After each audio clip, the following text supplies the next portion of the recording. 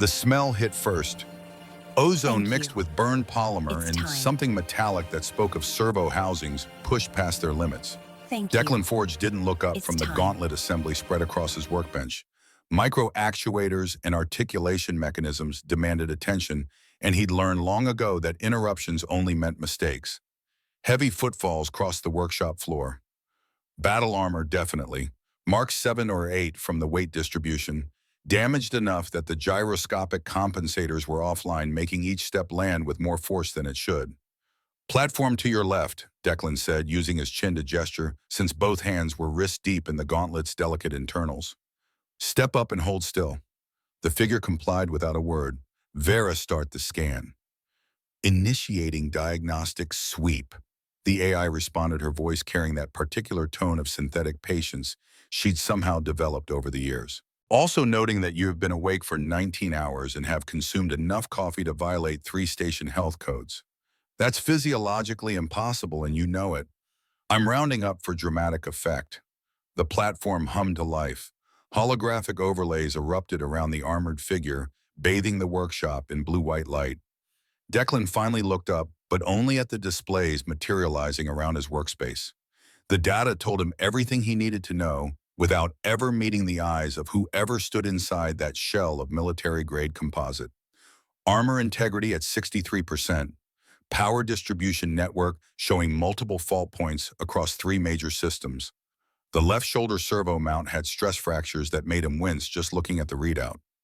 Someone had used emergency field sealant on a load-bearing joint, construction-grade polymer adhesive if the molecular signature was accurate. Okay, Declan said, moving toward the platform while pulling up detailed schematics on his workbench display. So the good news is you're alive. The armored figure remained motionless.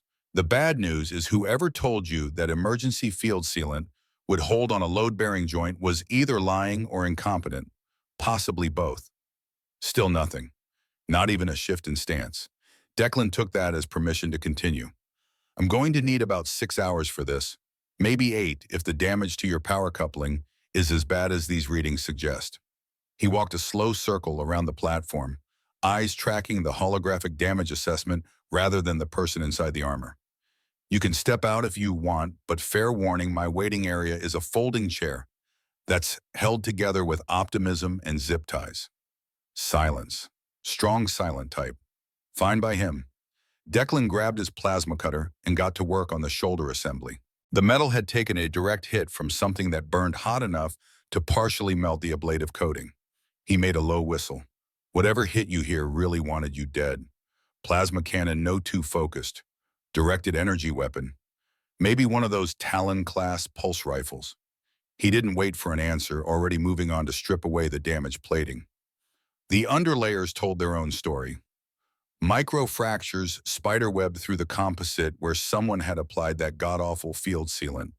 It was like trying to hold together a fractured bone with tape. You know, Declan said, working the plasma cutter along the seal line. Most people take the armor off for repairs. But I get it. Trust issues. He paused to adjust the cutter's intensity. Or maybe you're worried about station air quality. Can't blame you there. Forge Point's environmental systems have been making weird noises for 3 months. You talk a lot for an armorer, Vera observed. You'd talk too if your only other conversation partner was a sarcastic AI who spends half her processing power judging my life choices. Only half, Vera said. I'm multitasking. The other half is running diagnostics and placing bets on whether you'll remember to eat today. The shoulder assembles came free with a grinding sound that made Declan's teeth hurt. He set it on his workbench and really looked at the damage. The servo mount had cracked along a stress line, but the crack had been sealed with what appeared to be construction-grade polymer adhesive. Not even the good kind. The cheap stuff you'd use to temporarily attach furniture that you were planning to replace anyway. Okay, Declan said, holding up the assembly toward the armored figure. I have questions about your maintenance situation. He rotated the piece so the light caught the worst of the damage. This is not how you repair military-grade equipment. This is how you temporarily attach furniture that you're planning to replace anyway. Who's been doing your field repairs? The figure shifted slightly, just a small adjustment of weight from one foot to the other. Declan took it as acknowledgement. Right. Well, they're fired, metaphorically, or literally if you want. I'm not going to judge your personnel decisions. He set the assembly down and pulled up a molecular scanner. I'm going to need to completely rebuild this mount. The good news is it'll be stronger than factory standard when I'm done. The bad news is it's going to take time, and I'm going to complain about it the entire way through. He worked in silence for a while. The only sounds were the hum of his tools and the occasional ping from Vera's diagnostic suite.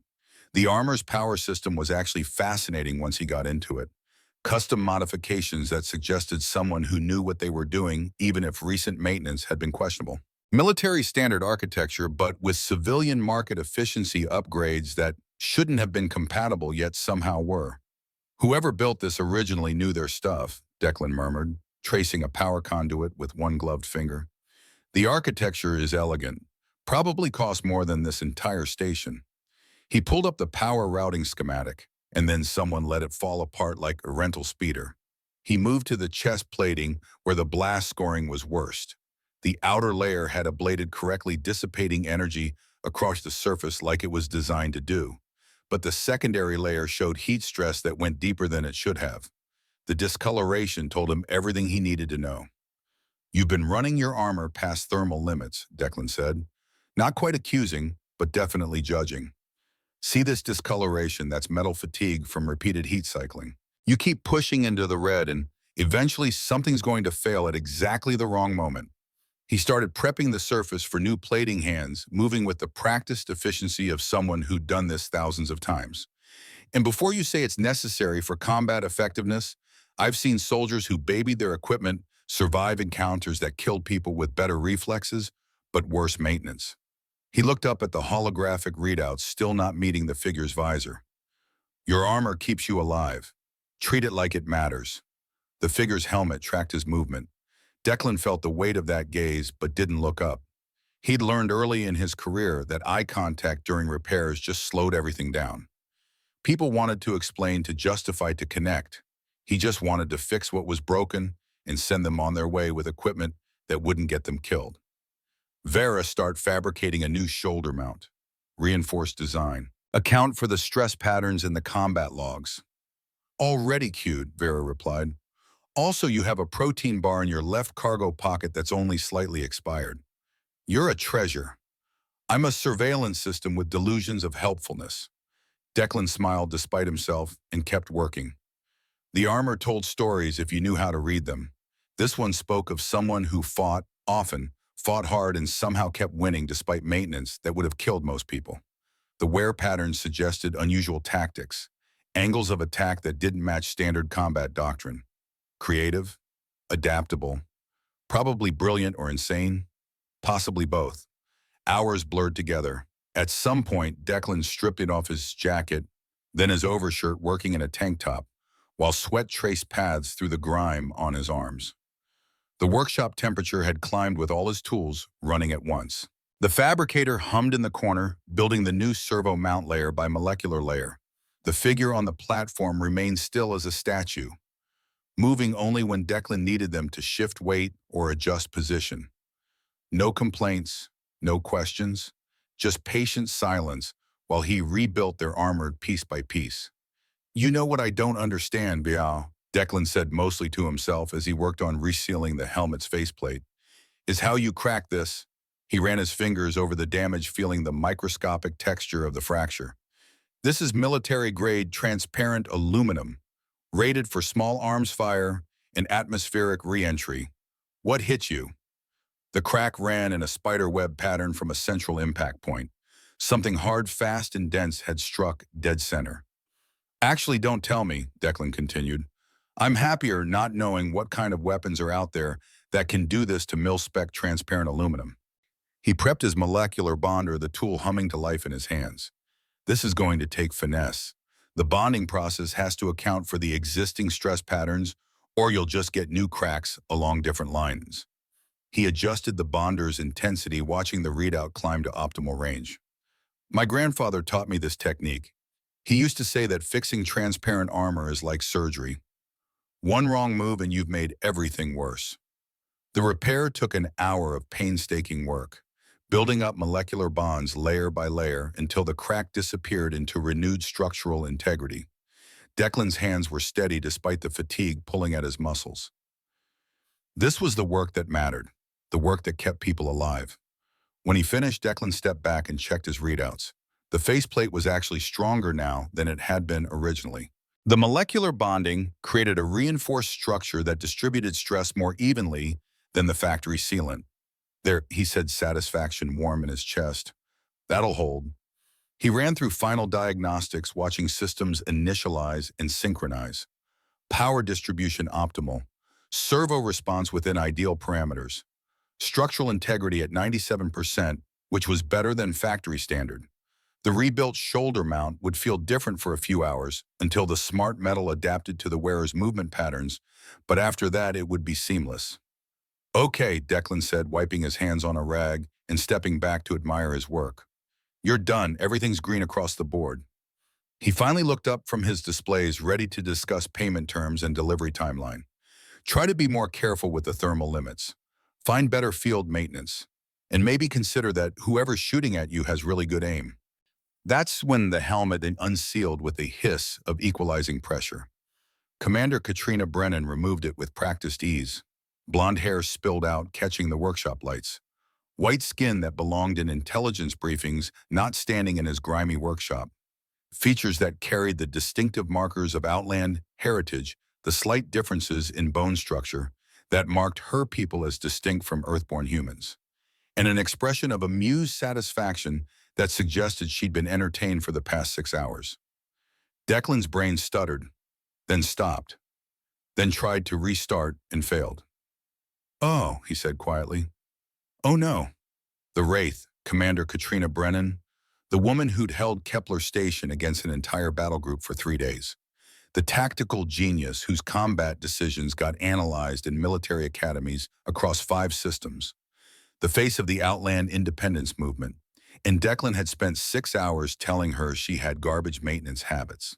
You told me my power distribution was garbage, Katrina said, her voice carrying an accent that marked her as outer system. Somewhere past the belt where standard English got stretched into something more musical.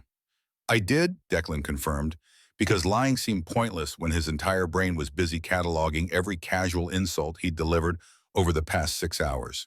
I stand by that assessment, professionally speaking.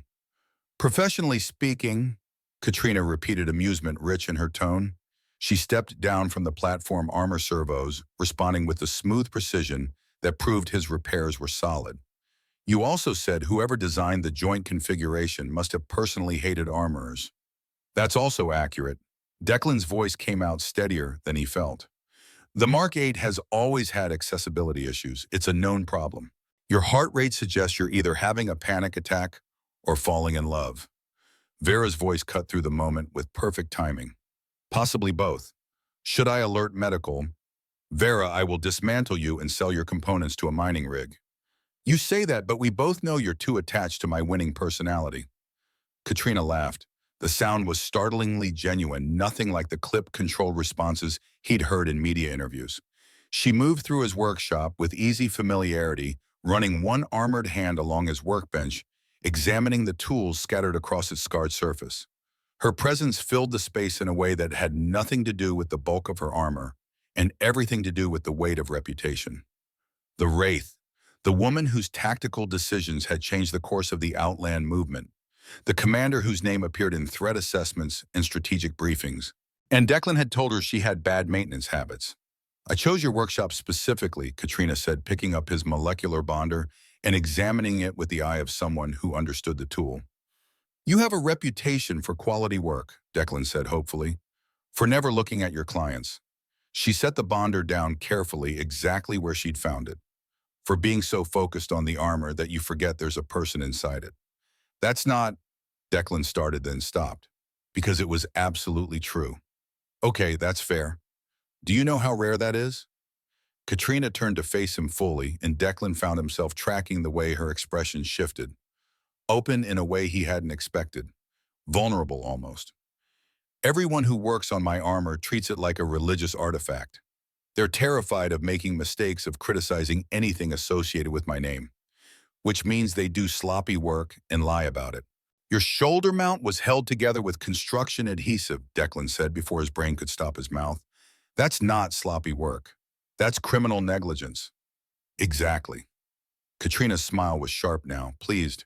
You're the first person in 2 years who's been honest about the state of my equipment, because you didn't know who I was.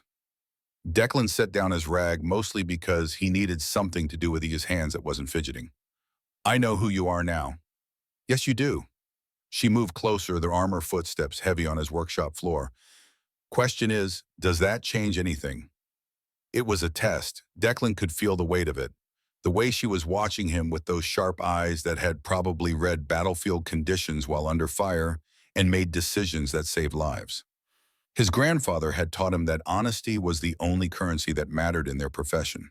That the moment you started caring more about a client's feelings than their safety, you stopped being an armorer and became a liability. Your thermal management is still terrible, Declan said. I fixed the heat stress damage, but if you keep pushing into the red like that, you're going to cook yourself inside that suit. I don't care how good your tactics are if you're dead from heat stroke.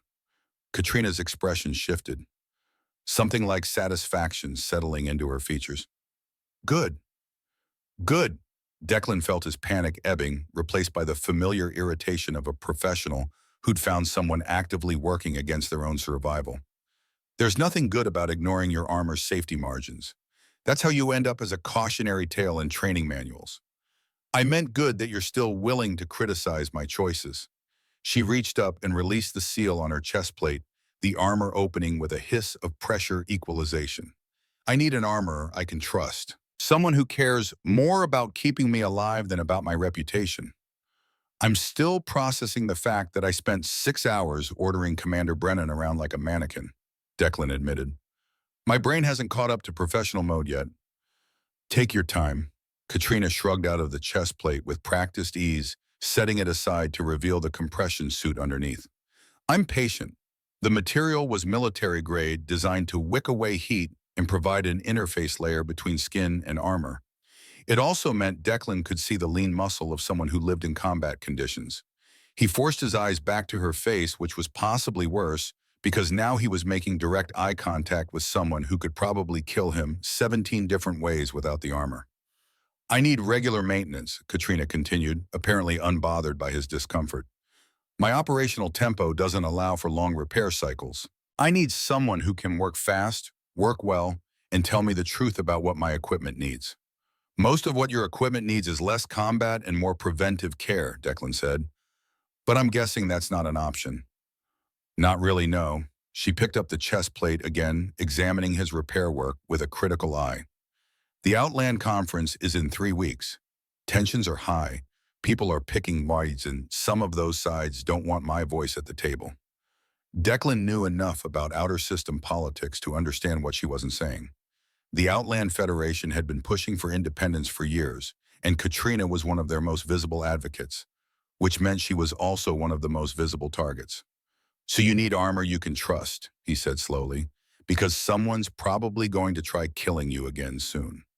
Multiple someones if my intelligence is accurate. She said it casually, like discussing the weather. Which is why I need an armorer who won't let ego or fear compromise the work. And you think that's me because I didn't recognize you. I think that's you because you spent 6 hours caring about doing the job right. Katrina set the chest plate down and met his eyes. Everything else is secondary. Vera chose that moment to interject.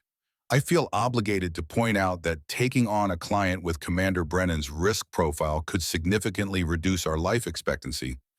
Just noting it for the record, so when we're being shot at, I can say I told you so. Your AI has a point, Katrina said, clearly entertained. Declan thought about his workshop, about the careful piece he'd built here on Forge Point Station, about the fact that his most dangerous client up until now had been a cargo hauler pilot with gambling debts. He thought about his grandfather's advice, that the best armorers chose their clients carefully because you couldn't do good work if you were too terrified to think straight. Then he thought about that shoulder mount held together with construction adhesive, about armor pushed past its thermal limits, about someone who needed equipment they could trust and couldn't find anyone willing to be honest with them. I have conditions, Declan said. Katrina's attention focused with the intensity of a tactical laser. Name them. You follow my maintenance schedule. No pushing off repairs because you're busy. No field modifications without consulting me first. He crossed his arms. And if I say your armor isn't safe for deployment, you listen. That could be tactically limiting. That could keep you alive long enough to make it to your conference. Declan held her gaze. I'm not interested in being the armorer who let Commander Brennan die because I was too intimidated to tell her the truth. So those are my terms. The workshop went quiet except for the ambient hum of station systems and the soft ping of cooling metal from Katrina's armor. She studied him with an intensity that made Declan understand why intelligence briefings described her as dangerous. It wasn't just the combat skills. It was the way she could read people, assess threats, calculate outcomes while standing still in a grimy workshop. Deal, Katrina said finally, on one condition of my own, which is, stop looking at me like I'm a legend and start looking at me like I'm a client with bad maintenance habits who needs an armorer willing to keep her alive. Declan felt something unknot in his chest, tension he hadn't realized he was carrying. I can do that, probably, eventually. Eventually works. Katrina's smile was warmer now, less sharp. How long until you can fabricate replacement parts for my left gauntlet? The actuator response has been sluggish. And just like that, they were back to work. Declan pulled up the gauntlet specifications, already making notes about the repairs needed. Katrina stayed asking questions about his process, showing genuine interest in the technical details. Not the questions of someone trying to be polite, but the questions of someone who understood that knowledge kept you alive. 2 hours later, when she finally left with fully functional armor and a maintenance schedule, Declan stood in his workshop surrounded by the tools of his trade. The space still smelled like ozone and burned polymer, but now there was something else. Promise, maybe. Or possibility. We're definitely going to get shot at, Declan said to the empty air. Statistically probable, Vera agreed, but think of the professional development opportunities. That's a terrible silver lining. It's the one we have. Declan looked at his workbench, already planning the upgrades Katrina's armor would need. The energy shielding improvements, the thermal management redesign, the communications encryption protocols. Commander Katrina Brennan had walked into his workshop looking for an armorer who would tell her the truth. She'd found one, and in finding him, she'd offered him something he hadn't realized he'd been missing. Purpose that mattered, work that saved lives, the chance to be excellent at the only thing he'd ever truly cared about. The armor would hold. He'd make certain of it. And when the Wraith returned, because she would return, he'd be ready with better equipment, harder truths, and the kind of professional dedication that kept commanders alive, even when the universe was trying its hardest to kill them. Declan smiled and got back to work. Day 3 arrived with a message that made Declan's stomach drop. The text was brief, written in the clipped style of military communications that wasted no words and conveyed maximum urgency. Gauntlet actuator failed during engagement. Coming in for repairs. ETA 2 hours. Brennan. Failed how badly? Declan asked the empty workshop. The message doesn't specify, Vera replied, though I'm detecting elevated stress in your voice. Should I prepare the diagnostic platform? Yes, and maybe start a pot of the strong coffee. The stuff that violates 3 health regulations. That's the one. Declan spent the next 2 hours in a state of controlled anxiety, running through every step of his gauntlet repair in his mind. He'd replaced the actuator assembly, recalibrated the response curves, tested it 17 times before she'd left. It should have been perfect. The fact that it wasn't meant either he'd missed something or the damage had been worse than his diagnostics showed. Either option was unacceptable. Either option meant his work had failed, and failure meant he forced the thought down. Panic helped nothing. Analysis helped everything. When Katrina arrived, she was alone, moving with a slight limp that suggested the gauntlet failure had been part of a larger problem. Her armor showed fresh scoring along the left side, deep gouges that spoke of close-quarters combat. The gauntlet in question hung loose, fingers locked in a half-closed position that would have made it useless in a fight. Before you panic, Katrina said as she stepped onto the platform, the actuator didn't fail. Someone shot it. The relief that flooded through Declan was so intense it almost made him dizzy. You couldn't have led with that in your message. Where's the fun in that? She held up the damaged gauntlet. The armor's upper arm still responded correctly, servos smooth and precise.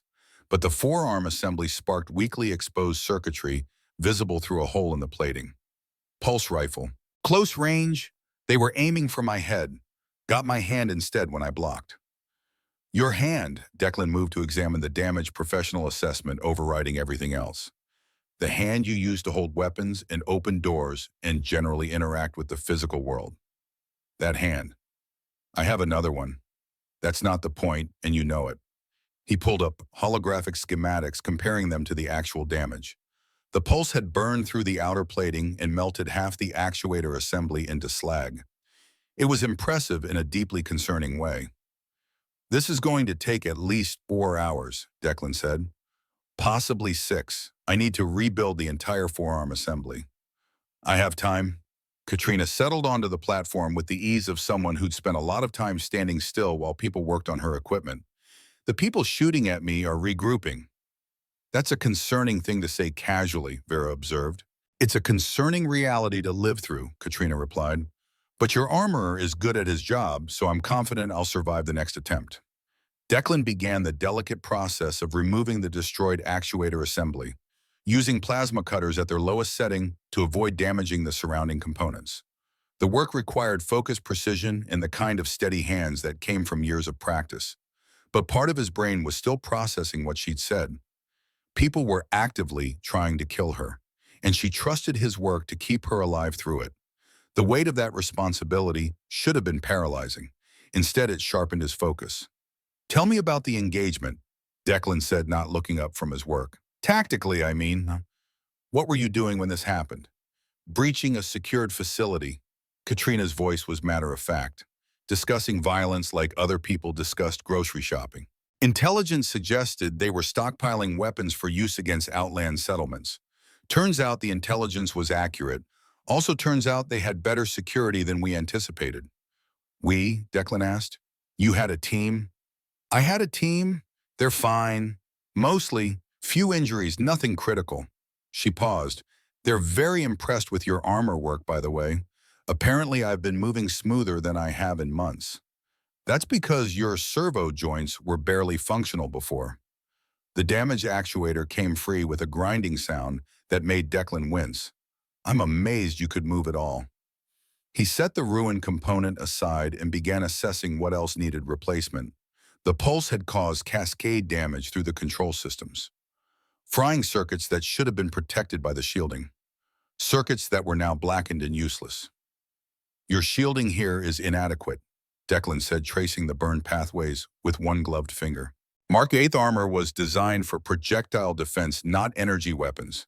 You're fighting people with pulse rifles, and your armor is still configured for bullets. Can you fix that? I can upgrade the shielding, yes.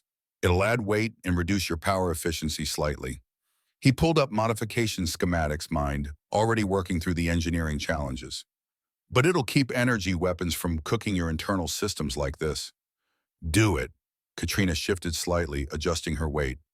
What else? What else what? What else needs upgrading? She looked down at him, expression serious. You've been working on my armor for 3 days total. You've probably noticed a dozen things that could be better. Declan had noticed more than a dozen things. He'd been keeping a mental list, assuming she wouldn't want to hear about all the ways her armor could be optimized. But if she was asking directly, that changed the calculation. Your helmet's heads-up display is running outdated targeting software, he said. The refresh rate is half what current systems can handle. In a combat situation, that delay could get you killed. What else? Your power distribution prioritizes mobility over defensive systems. That's a valid tactical choice, but it means your shields drop to minimal levels during high-speed maneuvers. There's a more efficient configuration that would give you both. What else? Declan found himself warming to the subject the way he always did when discussing the technical aspects of his work. Your armor's environmental systems are adequate, but not optimal. You're losing thermal efficiency in the joints, which contributes to your overheating problems. A redesigned cooling loop would solve that. He pulled up more schematics. Your communications array is military standard, but not encrypted to current protocols. Anyone with decent equipment could intercept your transmissions. And your emergency medical systems are depressingly basic considering how often you get shot at. Katrina was quiet for a moment. Then she laughed, the sound echoing slightly inside her helmet. You've been cataloging my armor's failures. I've been cataloging opportunities for improvement, Declan corrected. There's a difference. Is there? Yes, failures suggest incompetence. These are design limitations and maintenance issues. He started fabricating a new actuator assembly, watching the 3D printer build the component layer by layer. Your armor is solid. It's just being used in ways it wasn't designed for, by someone who pushes every system past its rated limits. That's fair. Katrina sounded amused rather than offended. How long would it take to implement all those upgrades? That depends on parts availability and how much time you can give me. Declan ran calculations in his head. 2 weeks for everything if I work in stages between your operations. Less if you can take a few days off. Taking days off is how people with my job description end up dead. She paused. But I can give you time between missions. The Outland conference isn't for 3 weeks. That's time for staged upgrades. Vera starts sourcing components, Declan said. Priority on the energy shielding and targeting systems. We'll do the rest in sequence. Already compiling supplier lists, Vera replied, also noting that this represents a significant investment in a client who attracts gunfire. That's why she needs better armor, Declan said. That's why we should charge appropriately, Vera countered. I'm calculating hazard premiums. Your AI is mercenary, Katrina observed. My AI is practical, Declan corrected. I designed her to keep me financially solvent. You designed her to nag you about eating and sleeping, Vera said. The financial planning was self-taught. The new actuator assembly finished printing. Declan pulled it from the fabricator, still warm from the molecular bonding process. The component slid into place with satisfying precision, connection points aligning perfectly. He ran power through the system, watching as the gauntlet's fingers slowly uncurled and flexed. Test the movement, Declan said. Katrina made a fist, then opened her hand, fingers spreading wide. She rotated her wrist, testing the full range of motion. The servos responded smoothly, no lag or stutter. Better than before, actually. It's a newer model actuator, more responsive, better force feedback. Declan was already moving on to the control systems, replacing the burned circuits with upgraded components. You'll notice the difference in fine manipulation tasks, like blocking pulse rifle shots, like literally anything that requires your hands. He paused in his work, though. Maybe try not getting shot as a primary strategy. I'll keep that in mind. She sounded entertained again. Any other professional advice? Stop treating your armor like it's invincible. It's good and I'm making it better, but there's no such thing as perfect protection. Declan met her eyes through the helmet's faceplate. The armor's job is to give you a chance to survive mistakes. Try making fewer mistakes. Is that your official assessment? That's my unofficial plea for you to make my job easier. He returned to the repairs, sealing the last of the control circuits, testing each connection point, running diagnostics to ensure the power flow was clean and stable. There. Systems are green. Your gauntlet is functional again. Katrina flexed her hand, testing the repair. The fingers moved with fluid precision. No hesitation. No weakness. You're good at this. It's what I do. No, I mean you're really good at this. She stepped down from the platform armor, moving with the kind of precision that spoke to properly maintained equipment. Most armorers can fix damage. You're improving the design while you repair it. Declan felt heat rise in his face. Just doing the job right. That's more than most people manage. Katrina moved toward the workshop door, then paused. I'll be back in 4 days. Try to have the energy shielding ready by then. I'll have it ready in 3, Declan said. After she left, Vera spoke into the silence. Your elevated heart rate and dopamine levels suggest significant emotional attachment forming. Thank you for that diagnosis, Dr. Vera.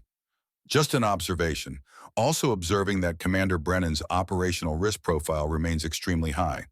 I know. And that increased emotional investment could compromise your professional judgment. It won't. Declan looked at the damaged components on his workbench. It'll make me better, more careful, more thorough. I hope you're right, Vera said quietly. The energy shielding upgrade took 2.5 days, which Declan considered a personal victory. He'd integrated the new system into Katrina's armor with minimal weight increase and actually improved power efficiency by redesigning the routing architecture. When she returned on day 6 for installation, he was running on 4 hours of sleep and enough coffee that Vera had threatened to report him to station medical. You look terrible, Katrina said, stepping into the workshop without her helmet. She'd started doing that lately, arriving as herself rather than as the armored legend. You say the sweetest things. Declan gestured to the platform. Get up here. I want to test the new shielding under load before you take it into combat. She complied, and he noticed she moved with more ease than she had during previous visits. The servo upgrades were working, her armor responding to her intentions rather than fighting against them. It was satisfying in a way that had nothing to do with professional pride and everything to do with keeping someone alive. How does it feel? Declan asked, monitoring the holographic displays as the shielding system initialized. Different. Katrina rotated her shoulders, testing the range of motion. Good different. The weight distribution is better.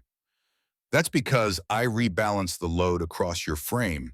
You were carrying too much in your upper torso. He pulled up a simulation program. Okay, I'm going to hit you with simulated pulse rifle fire. Don't move. Just let the shields take it. You're going to shoot me virtually. Vera run the attack sequence. The diagnostic system projected pulse rifle impacts against Katrina's armor. Declan watched the shielding respond. Energy dissipated across the surface, bleeding off into heat sinks that routed the excess through improved thermal channels. The internal systems remained untouched, protected by layers of shielding that adapted to the incoming fire. Perfect, Declan breathed. Your internal systems are completely protected. Even direct hits won't fry your circuits now.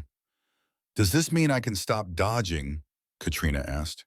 It means when you fail to dodge, your armor won't betray you. Declan deactivated the simulation.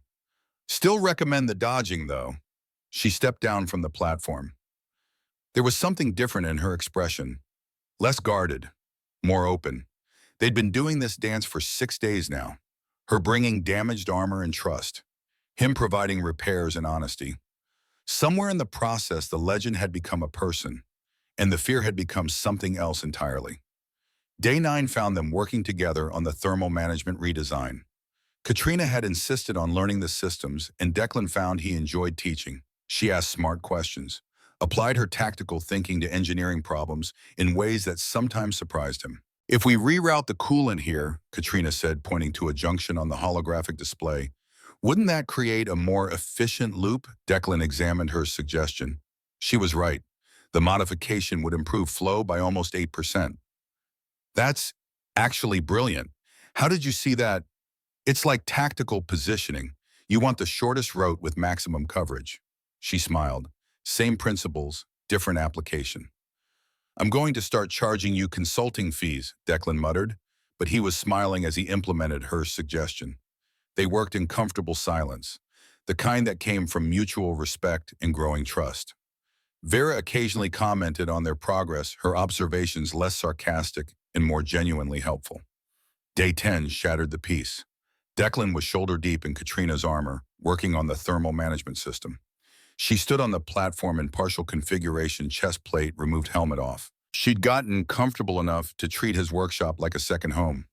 Station lockdown initiated. Vera's voice cut through the workshop's ambient hum. No longer playful, pure alert mode.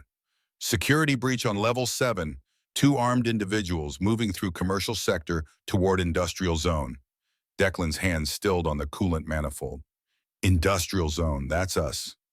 Probability assessment suggests we are the target, Vera said. Recommend immediate defensive protocols. Katrina was already moving, reaching for her chest plate with the smooth efficiency of someone who'd done this 1,000 times. Declan, how long to seal this armor?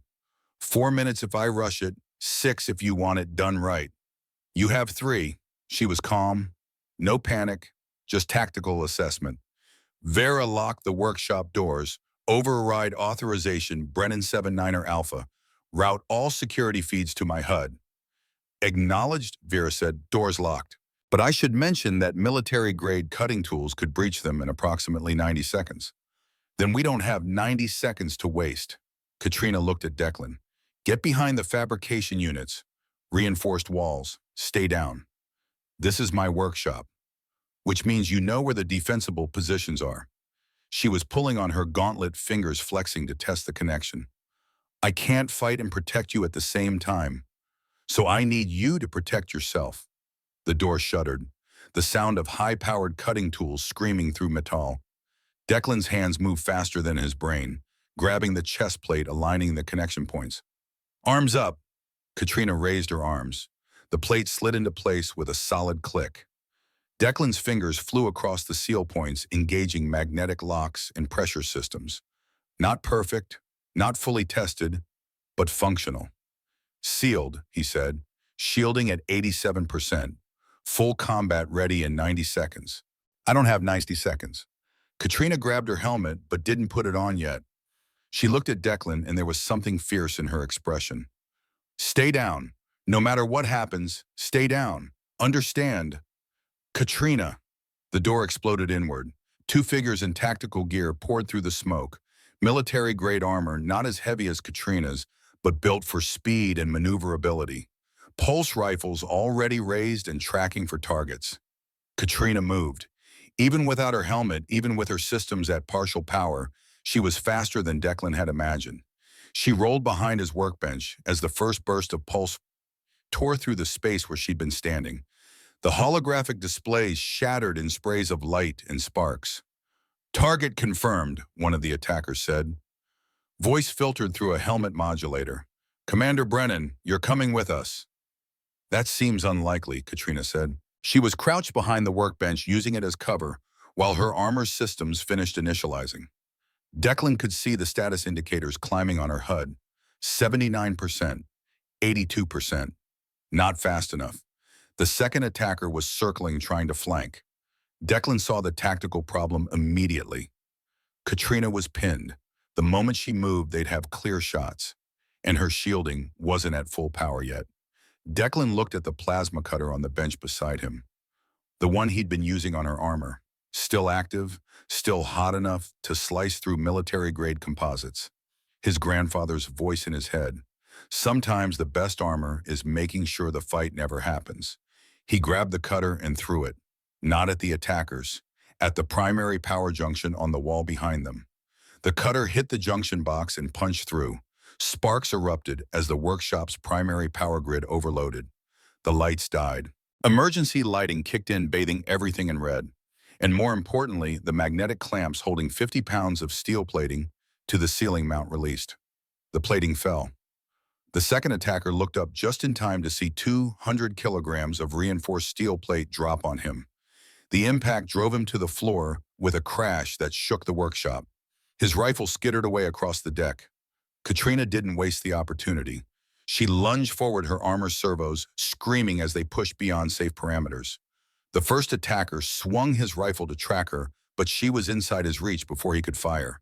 Her armored hand caught the rifle barrel, crushing the focusing array. The weapon sparked and died. She slammed her helmet into his faceplate. The transparent aluminum held. His didn't. He staggered back and Katrina swept his legs. He went down hard.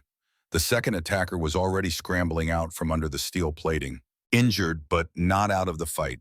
He pulled a sidearm, a compact pulse pistol designed for close quarters. Katrina saw it, started to turn, too slow. Even with her armor, even with her reflexes, she was too slow. The incomplete energy shielding activated, not smoothly, not elegantly. The system hadn't finished calibrating.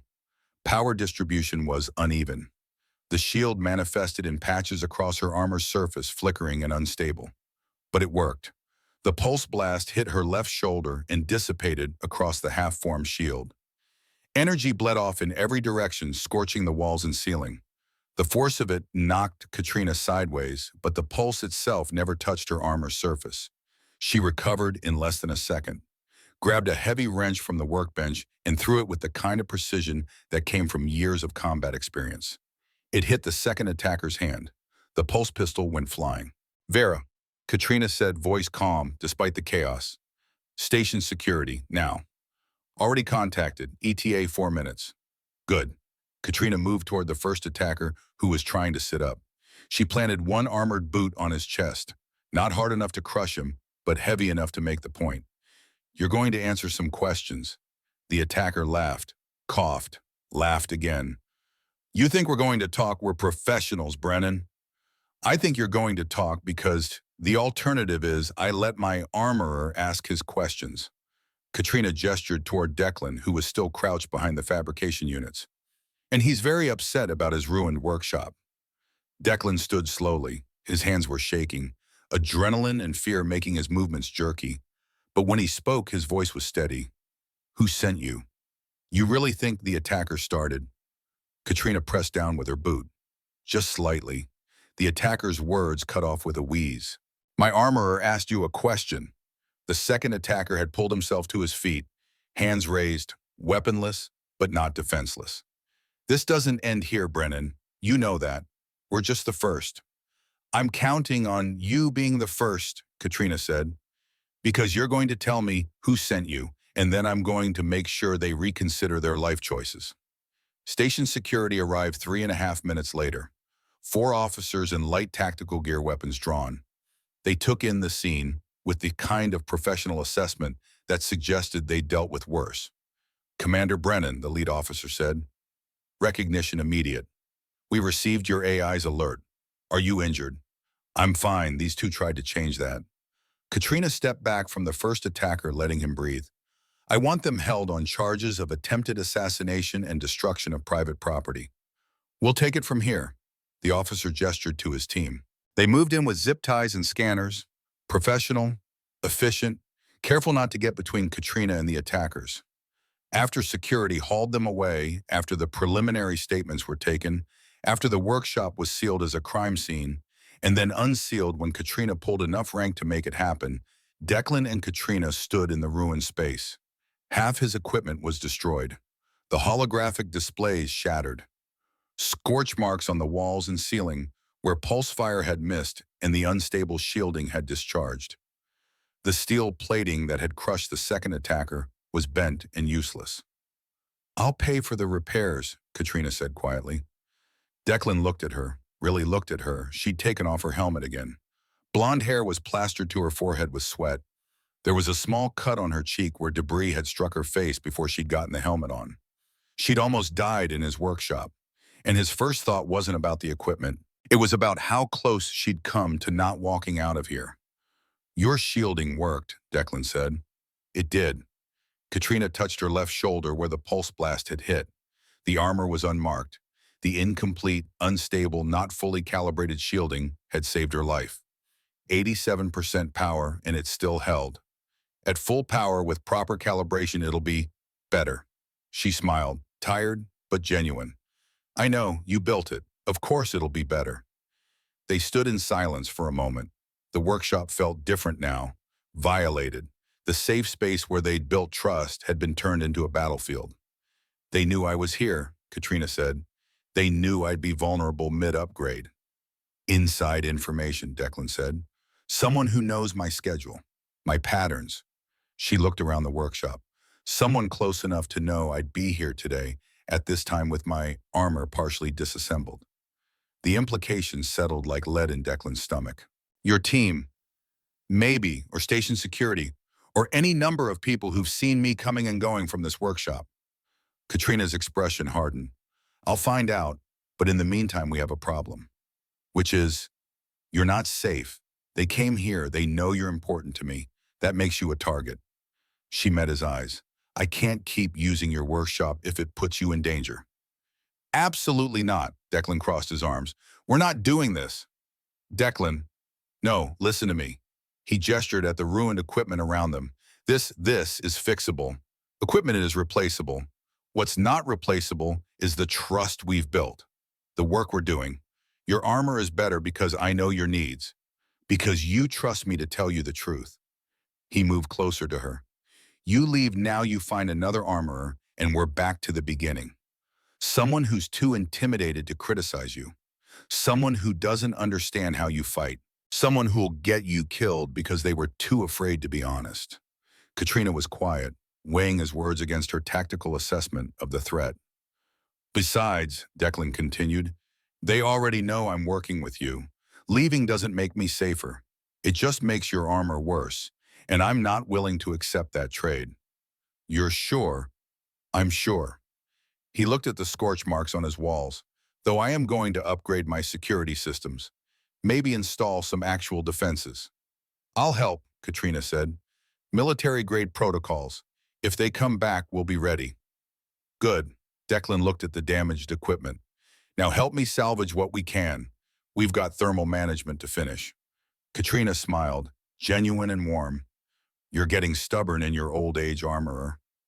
I learned from the best commander. 4 days later, Paya 14, Declan was examining a servo mount that had supposedly failed in the field when he found it. The fracture line was too clean, too precise. He pulled up his molecular scanner and ran a detailed analysis of the stress patterns. Not combat damage, not wear and tear, sabotage. Vera, Declan said quietly, pull up the maintenance logs for this component. Every time it's been serviced, every person who's touched it. The data appeared on his display, a long list of repairs and inspections spanning 2 years. Multiple armorers, multiple facilities. But one name appeared more than the others. Chief Technical Specialist Marcus Webb, Katrina's primary armorer before she'd found Declan. Vera cross-referenced Webb's service dates with Katrina's combat incidents. The correlation was damning. Every major equipment failure Katrina had experienced in the last year had happened within 2 weeks of Webb performing maintenance. Not coincidence. Pattern. Get me Commander Brennan, Declan said. Now. Katrina arrived within the hour. She listened while Declan explained. Watched as he showed her the molecular analysis, the stress patterns that proved deliberate weakening, the maintenance logs that tied it all back to Webb. Her expression never changed. But Declan saw her hands clench into fists. Webb was with me for 5 years, she said quietly. I trusted him. I'm sorry. Don't be. You found it. That's what matters. She looked at the sabotage component. How many other parts? Declan had been dreading that question. I won't know until I examine everything. But if he had access to your armor for 5 years, he didn't need to finish. They both understood the implications. Check it all, Katrina said. Every component, every system. I want to know exactly what he did. It took Declan 6 hours to perform a complete molecular scan of every component in Katrina's armor. He found 7 more sabotage parts, microfractures, weakened seals, control circuits that had been programmed to fail under specific stress conditions. All of it designed to look like normal wear and tear. All of it calculated to fail at the worst possible moment. He was trying to kill you, Declan said when he finished his report. Not immediately, not obviously, but eventually one of these failures would have happened at exactly the wrong time. Like during the Outland conference, Katrina said. She was sitting on his workbench armor beside her compression suit stained with sweat. Mid-speech, mid-negotiation, somewhere public where my death would be symbolic. Who's he working for? I don't know yet, but I will. She looked at Declan. I need you to replace everything he touched. Complete rebuild. Can you do it? It'll take time. We're talking about 1/3 of your armor's components. How much time? A week, maybe more. Katrina was quiet for a moment, calculating, weighing operational needs against safety. The conference is in 9 days. If I give you 8 days, can you finish? I can finish in 8 if you stay here, Declan said. No missions, no operations. Just you and me and this armor until it's done right. I can't just stop. Yes, you can. Declan cut her off. Your team can handle operations for 8 days. But if you go out there with compromised armor, you're dead. And dead commanders don't help anyone. She studied him. That intense focus that felt like being seen through. You're getting better at standing up to me. Practice makes perfect. 8 days, Katrina said finally. But I'm helping. You teach me, I'll fabricate components. We'll work faster together. Deal. They worked for 8 days straight, days 15 through 22. Declan would design and specify, Katrina would fabricate and assemble. He taught her how to read molecular bonding patterns, how to identify stress points, how to test each component to ensure it met specifications. She learned fast, asked smart questions, applied her tactical thinking to engineering problems in ways that sometimes surprised him. The work consumed them. Morning blurred into evening. Sleep became something they fit between fabrication cycles. Vera kept them supplied with food and coffee and occasionally reminded them that humans required maintenance too. But neither of them stopped. This was too important. Katrina's life depended on this armor, and Declan refused to accept anything less than perfect. On day 22 at the conference less than 48 hours away, they finished the last component installation. Katrina's armor was perfect, better than perfect, every system optimized, every component tested and retested, energy shielding at full power, thermal management operating at peak efficiency, power distribution balanced perfectly between offense and defense. "This is the best armor I've ever worn," Katrina said, testing the servo response. "I can feel the difference. Everything just works." "That's what happens when someone isn't actively sabotaging your equipment," Declan said. But he was smiling, exhausted and covered in grease and synthetic lubricants, but smiling. Katrina stepped off the platform, looked at him, really looked at him in that way that made Declan feel like she was seeing more than just an armorer. "I need to tell you something," she said. Declan's stomach tightened. He'd heard those words before. They never led anywhere good. "I've led battalions," Katrina continued. "I've held stations against impossible odds. I've made tactical decisions that saved thousands of lives." She moved closer. "But I've never had someone I could be incomplete around. Someone who sees me as Katrina instead of the Wraith." "Katrina, let me finish." She held up a hand. "You're the first person in years who's seen me without the legend, who's told me the truth even when it was uncomfortable, who's cared about keeping me alive more than about my reputation or my position." She paused. "I don't know how to do this, how to be vulnerable, how to trust someone this completely." Declan felt something unlock in his chest. "You don't have to be the Wraith with me. Be Katrina. Be human. I'll make sure Katrina has armor the Wraith needs." She stepped forward and pulled him into a hug. Not awkward this time. Just two people who'd built something real in a workshop full of broken equipment and honest words. "Thank you," she said quietly, "for the honesty, for the work, for not treating me like I'm fragile or invincible." "You're neither," Declan replied. "You're just someone who needs really good armor and an armorer willing to tell the truth." When she pulled back, there was moisture at the corners of her eyes. "I leave tomorrow. Transport departs at dawn." "I know.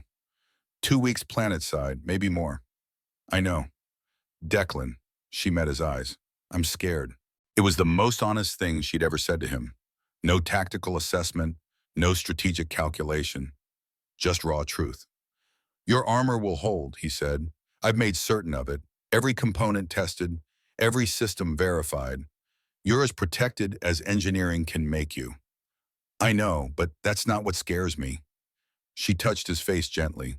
"What scares me is that I have something to lose now, someone who matters, and that makes me vulnerable in ways armor can't protect." "Then don't think about it that way." Declan covered her hand with his. "Think about it as having something worth coming back for. Someone who will be here when you return, ready to fix whatever damage you've accumulated and tell you exactly what you did wrong." Katrina laughed, the sound wet and genuine. "You're the worst kind of perfectionist." "You say that like you didn't specifically hire me for it." They stood there for a long moment, the workshop quiet around them. Tomorrow she'd leave. Tomorrow she'd step into danger with only his work to protect her. But tonight they had this moment of truth and vulnerability and trust. And sometimes Declan thought that was the best armor of all. Dawn came too quickly to Forge Point Station. Day 23, less than 24 hours until Katrina's transport departed for the Outland Conference. Declan hadn't slept. He'd told himself it was because of the final systems check. One more diagnostic sweep to ensure every component met specifications. One more thermal cycle test to verify the cooling loops operated within optimal parameters. One more power distribution analysis to confirm the energy shielding would hold under combat stress. But it wasn't about the diagnostics. It was about the woman who'd be wearing that armor into situations where people actively wanted her dead. All systems green, Vera reported for the seventh time in as many hours. Armor integrity at 98.3%. Energy shielding operating at 102% of rated capacity. Thermal management exceeding design specifications. This is objectively speaking the finest piece of military equipment you have ever produced. I know, Declan said, but he ran the diagnostics again anyway. Katrina arrived an hour before dawn, not in her armor, just a compression suit and a light jacket over it, her hair pulled back in a practical braid, face scrubbed clean of any cosmetics. She looked younger without the armor, more human, more vulnerable. You didn't sleep, she said. Not a question, an observation. Neither did you, Declan replied. I had briefings, intelligence updates, final coordination with my team. She moved to where her armor stood on the platform, reached out and touched the chest plate with something like reverence. What's your excuse? Quality assurance? Liar. But she was smiling. You've checked that armor 17 times. Vera told me. Vera is a traitor. Vera is observant. Katrina turned to face him. You're worried. Of course I'm worried. You're walking into a political assassination gallery with people who've already tried to kill you twice. Declan gestured at the armor.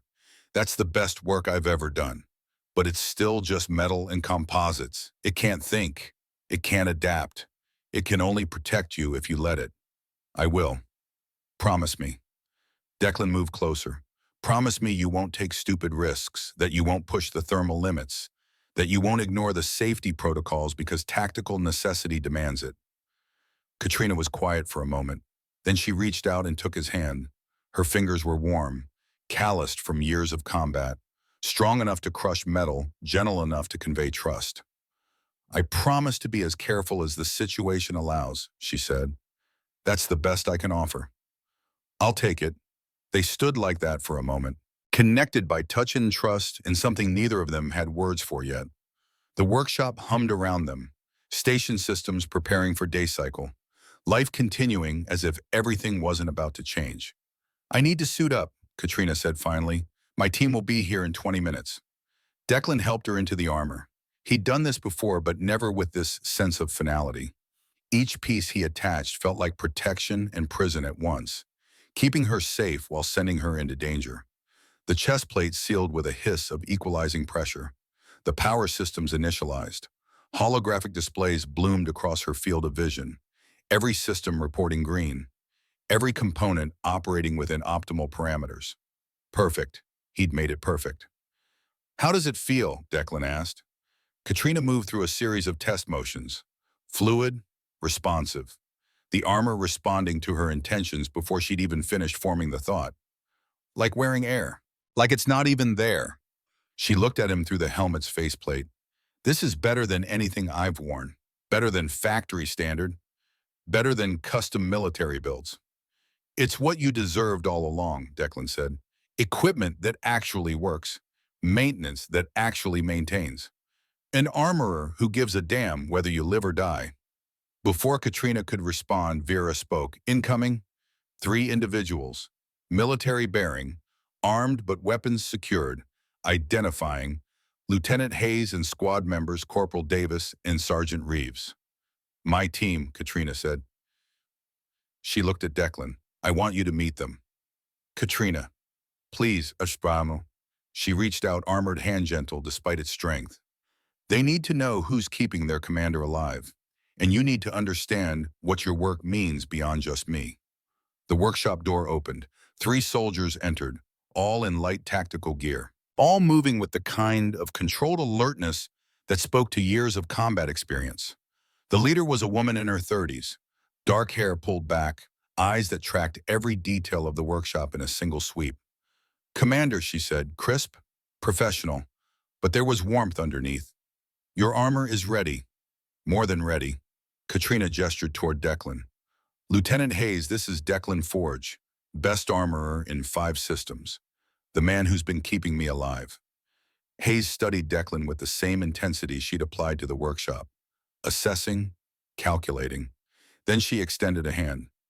Mr. Forge, the commander speaks highly of your work.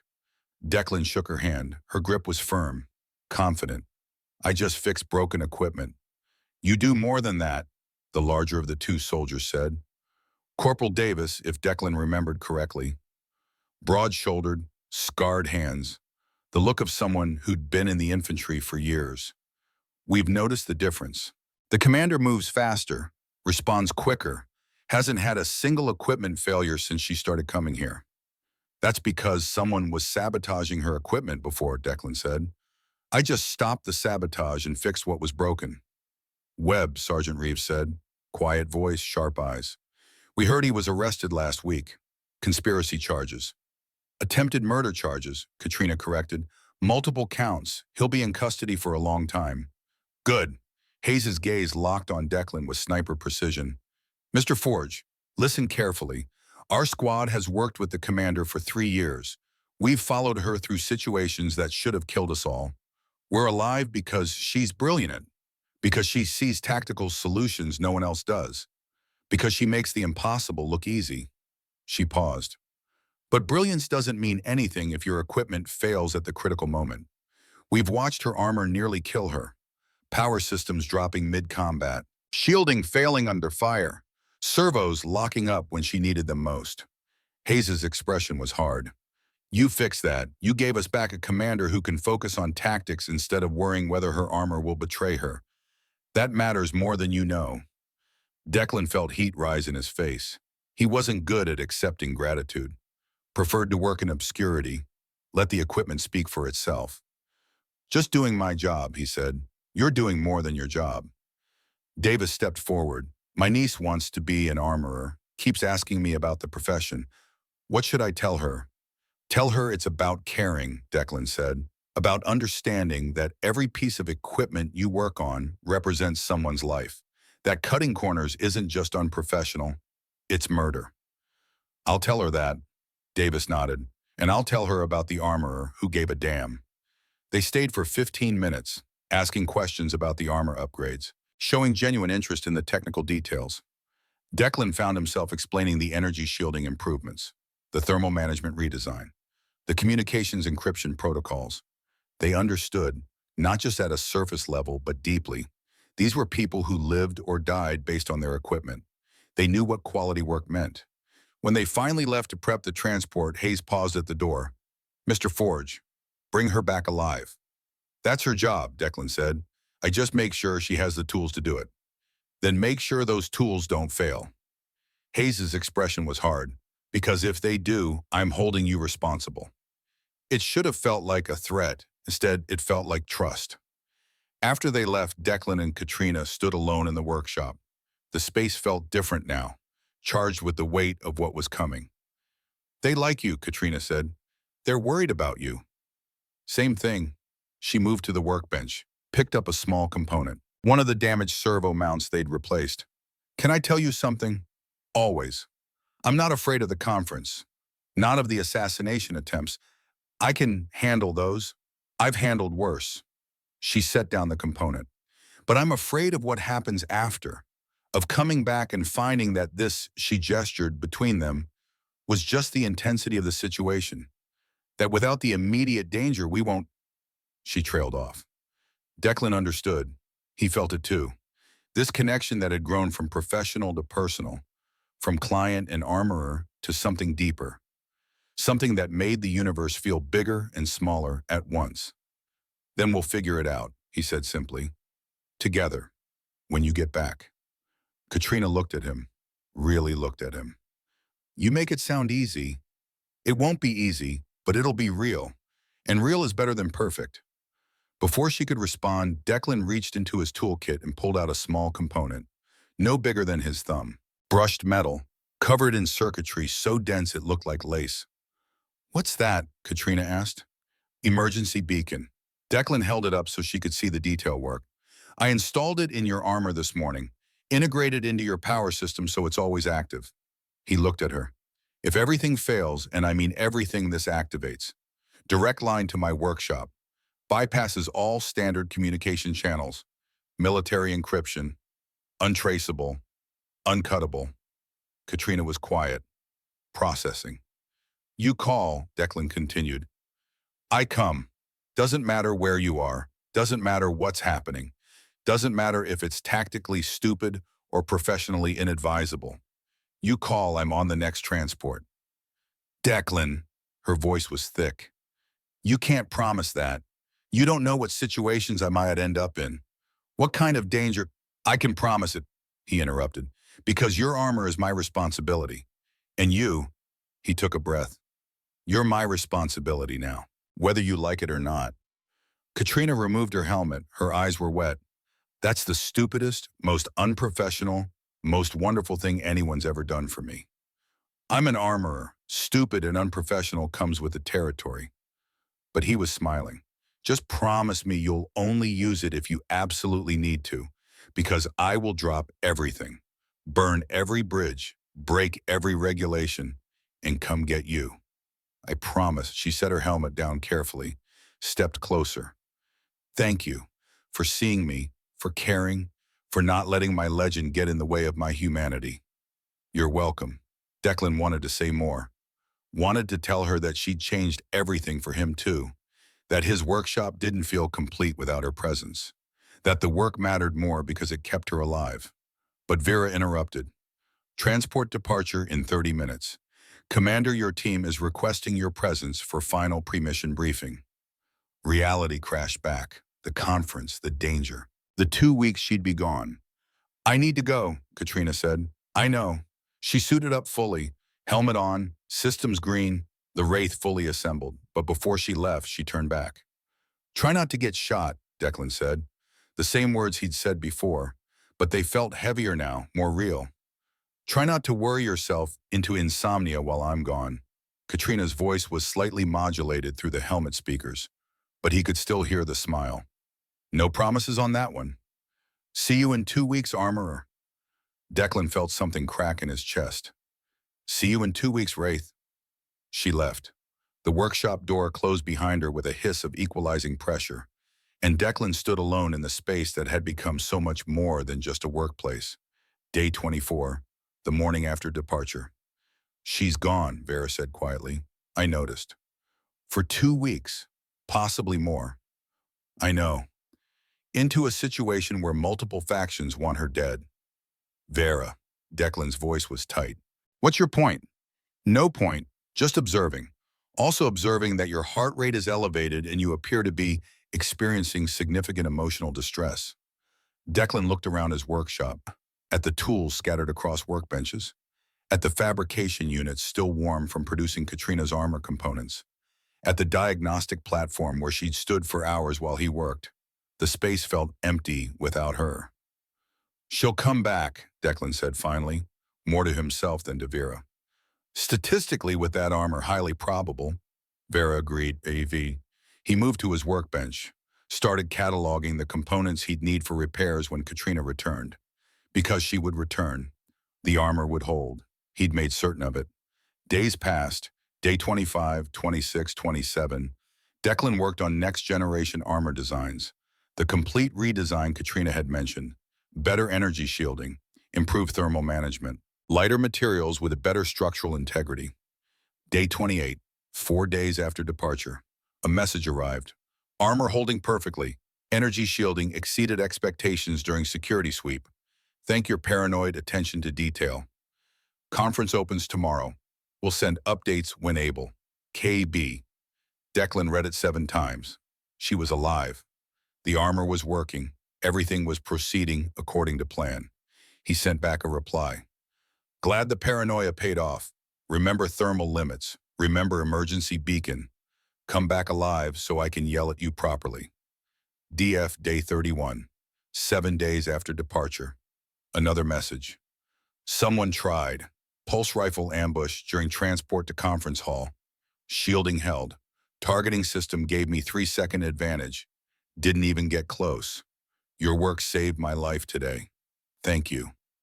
KB, Declan's hands shook as he read it. Someone had tried to kill her and his armor had protected her. The shielding he'd designed. The targeting system he'd upgraded. The work he'd obsessed over. It had mattered. It had kept her alive. He didn't send a reply, just sat in his workshop and let the reality wash over him. Day 34, 10 days after departure. Silence. No messages. Nothing. Declan tried not to worry, told himself she was busy, conference business, political negotiations, things that required her full attention. But the silence felt wrong. Day 36, 12 days after departure, still nothing. Vera, can you access conference news feeds? Attempting now. A pause. Multiple sources reporting increase in security measures. Unconfirmed reports of additional assassination attempts. Conference proceedings continuing despite threats. Is there anything about Commander Brennan specifically? Nothing public. Her last verified appearance was 4 days ago during a security briefing. 4 days. Too long. Day 37, 13 days after departure. Declan was working on armor schematics when the alarm sounded. Not the workshop alarm. Something else. Something integrated into his personal systems. The emergency beacon. Every display in his workshop lit up simultaneously. Red warning indicators. Priority alert. The kind of signal that demanded immediate attention. Katrina's beacon. Screaming across 15 light hours of space with one message. Critical failure. Need immediate extraction. Declan's blood turned to ice. Vera full diagnostic on that signal. Now. Data flooded his displays. The beacon was transmitting full armor telemetry. He could see every system, every component, every failure. Catastrophic damage to the left side. Power systems at 18%. Shielding completely offline. Life support operating on backup systems. Environmental integrity compromised, but vitals stable. Heart rate elevated but strong. Respiration steady. She was alive. Trapped. Injured. But alive. Vera, how fast can we get transport to those coordinates? Conference Planet is approximately 15 light hours from Forge Point Station. Fastest available transport can reach her location in approximately 6 hours and 20 minutes. Book it, now, whatever it costs. Already done. Transport departs in 14 minutes from Base 7. I've taken the liberty of preparing an emergency kit with armor repair tools and medical supplies. Declan was already moving, grabbing his toolkit, the specialized components he'd fabricated for emergency repairs, medical supplies from his first aid station, everything he'd need to patch her up and bring her home. Vera, can you maintain communication with the beacon? Affirmative. I'm tracking her position and vital signs continuously. Current status stable but deteriorating. Environmental systems will fail completely in approximately 8 hours. 8 hours. He had 8 hours to reach her. Send her a message through the beacon. Tell her I'm coming. Tell her to conserve power and stay still. Tell her... Declan paused. Tell her the armor will hold. Just a little longer. Message transmitted. Declan sealed his emergency kit, looked back at his workshop one last time. The space where they'd built trust through honesty and steel, where a legend had become human and an armorer had found purpose. Then he turned and ran for the transport bay. The transport was a fast courier. Minimal crew, maximum speed, designed for emergency runs between stations. The pilot didn't ask questions when Declan arrived, just checked his credentials and gestured to the passenger hold. 6 hours 20 to those coordinates, the pilot said. We'll be pushing the engines hard. Might get uncomfortable. I don't care. Get me there. The transport launched. Acceleration pressed Declan back into his seat. He pulled up the beacon telemetry on his personal display. Watched Katrina's vital signs. The slow deterioration of her armor systems. The countdown to complete failure. 6 hours and 18 minutes. Vera, talk to me. What happened? Analyzing available data from the beacon transmission. It appears Commander Brennan was caught in a building collapse. Structural failure consistent with explosive charges. She was providing security for a conference session when the attack occurred. How bad is it? Armor damage is extensive but not irreparable. Left side impact crushed several key systems. Energy shielding offline due to severed power conduits. Life support backup systems operating at minimal capacity. She's trapped under debris. Alone. Emergency services haven't reached her yet due to ongoing security concerns in the area. Alone, trapped, waiting for him. How long until her environmental systems fail completely? 7 hours, 42 minutes at current consumption rate. However, if she remains calm and limits movement, she can extend that to approximately 9 hours. 9 hours. He'd reach her in 6 hours, 18 minutes. Enough time, barely. Declan opened a communication channel through the beacon. Katrina, it's Declan. I'm on a transport, ETA 6 hours, 18 minutes. I need you to stay calm. Conserve power. Don't try to move. The debris is probably providing structural support. If you shift it, the whole thing could come down. A pause, then her voice. Weak, strained, but unmistakably her. Declan, you actually came. I told you I would. Your armor is my responsibility. You're my responsibility. Building collapsed. Explosives. They were targeting the conference chamber. I was providing overwatch when it went down. She coughed. Armor took most of the impact. But I'm pinned. Can't move my left side. Systems failing. I know, I can see your telemetry. Your power systems are at 17% now. Life support is holding. You're going to be fine. You can't know that. Yes, I can, because I built that armor. I know exactly how long it'll hold. And I know you're smart enough to follow instructions. Declan looked at the countdown on his display. 6 hours, 17 minutes. Just stay with me. Always, Katrina said, then quieter. I'm scared. I know, but your armor will hold. I made it perfect, remember? Perfect means it keeps you alive long enough for me to get there. 5 hours passed. Declan talked to Katrina through the beacon, keeping her calm, keeping her awake, monitoring her vitals and armor systems as they slowly degraded. They talked about everything, about the workshop, about his grandfather's techniques, about her childhood on outland colonies, about the conference and politics and the future of the Federation.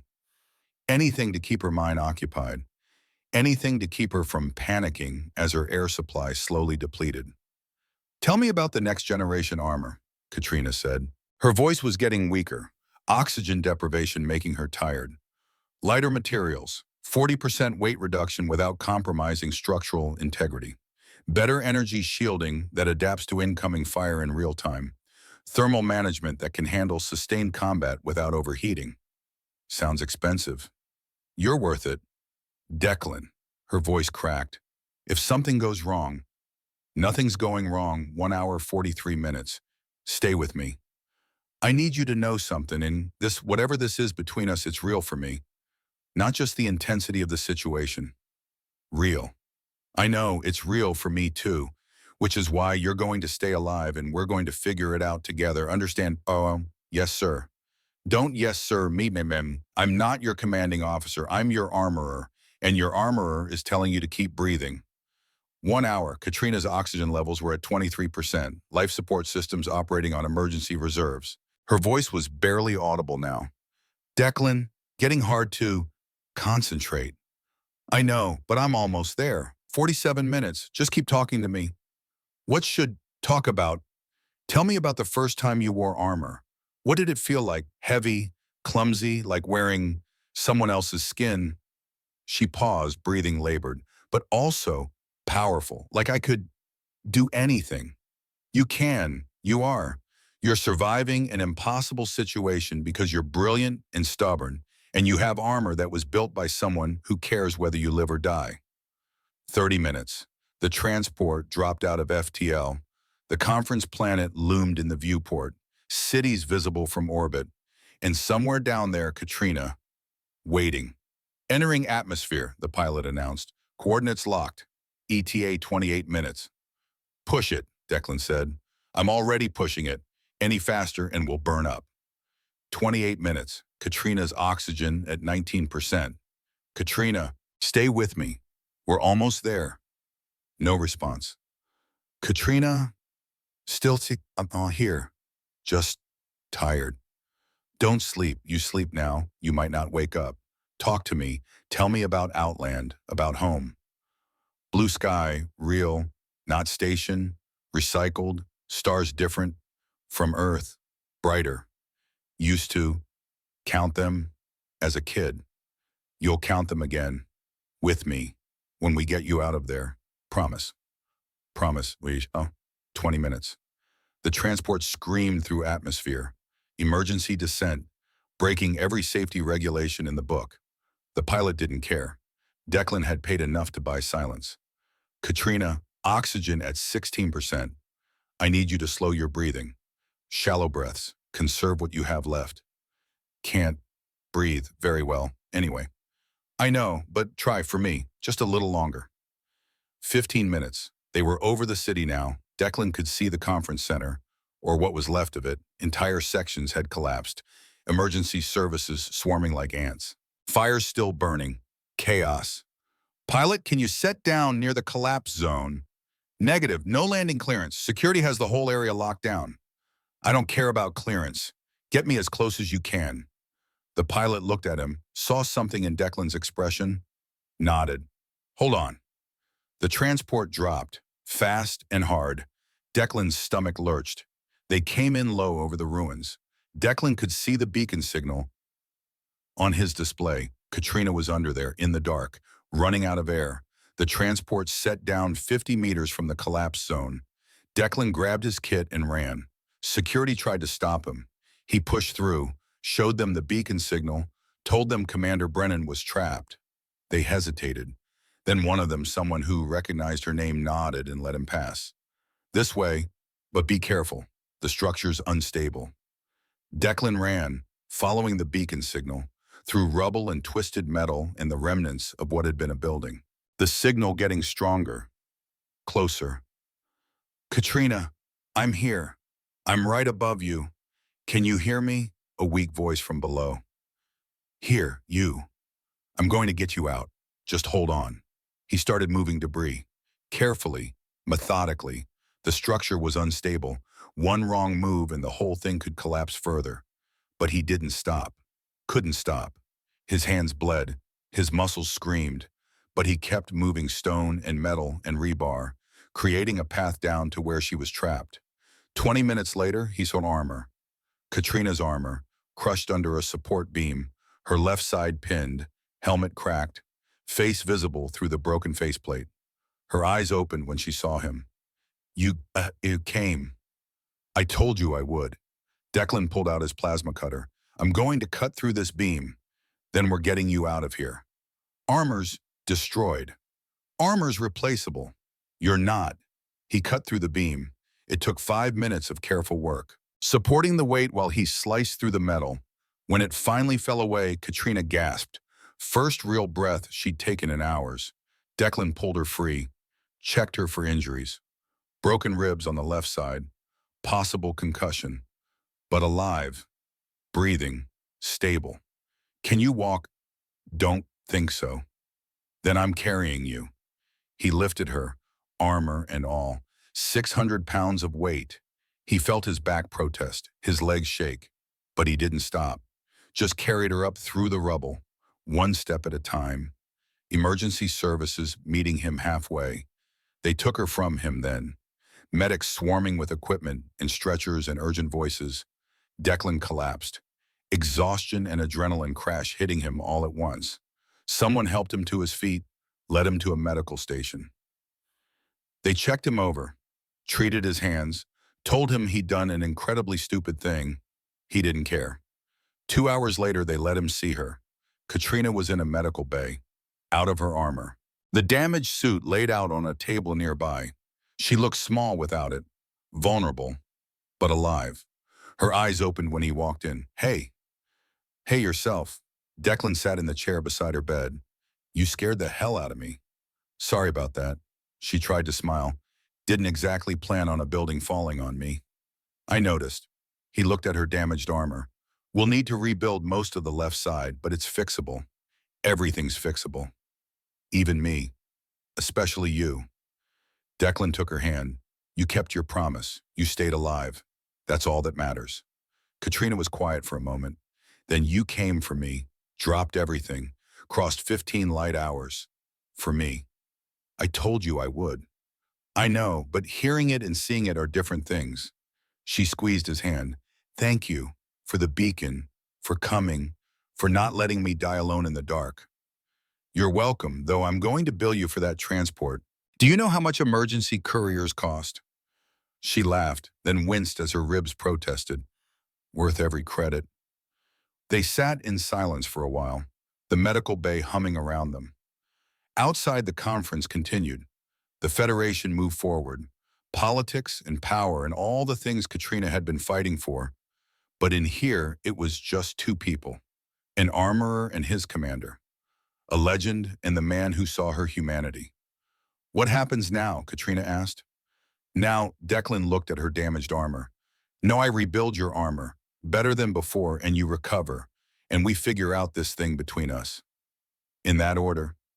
Probably not, but we'll figure it out. Together. Katrina smiled, genuine and warm. Together. I like the sound of that. Me too. The armor would hold. It always had. And when it didn't, when everything failed and the world came crashing down, there would be someone who cared enough to cross the universe to keep the promise. That was what mattered.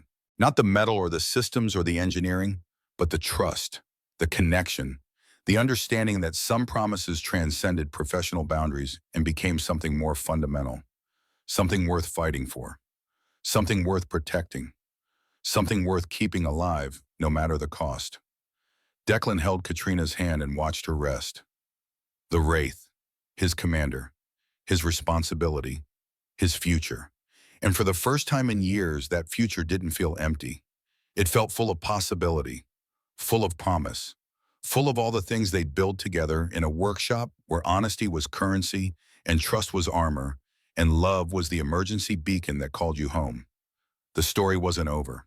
It was just beginning.